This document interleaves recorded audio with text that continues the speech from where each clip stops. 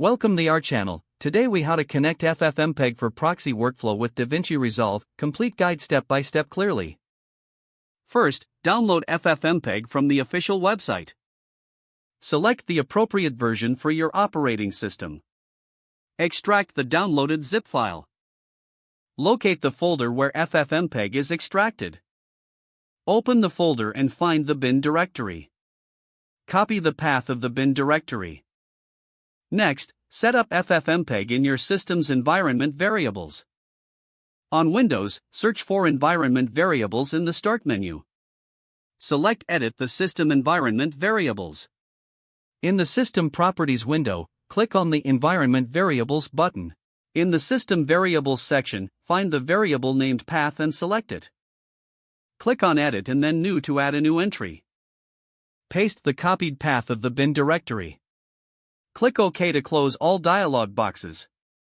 Now, open DaVinci Resolve.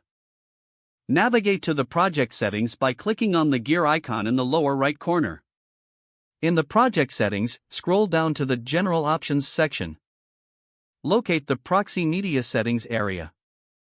Change the proxy media format to a format compatible with FFmpeg. Choose a resolution for your proxies based on your workflow needs. Next, navigate to the Media workspace within DaVinci Resolve. Import the media files you want to create proxies for. Right-click on the selected files and choose Generate Proxy Media. DaVinci Resolve will now create proxy files based on your settings. Open a terminal or command prompt to test FFmpeg. Type FFmpeg version and hit Enter. If installed correctly, FFmpeg will display its version information. Return to DaVinci Resolve once the proxies are generated. Enable proxy mode in the playback menu.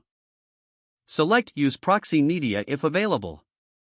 You're now ready to edit using proxy files in DaVinci Resolve.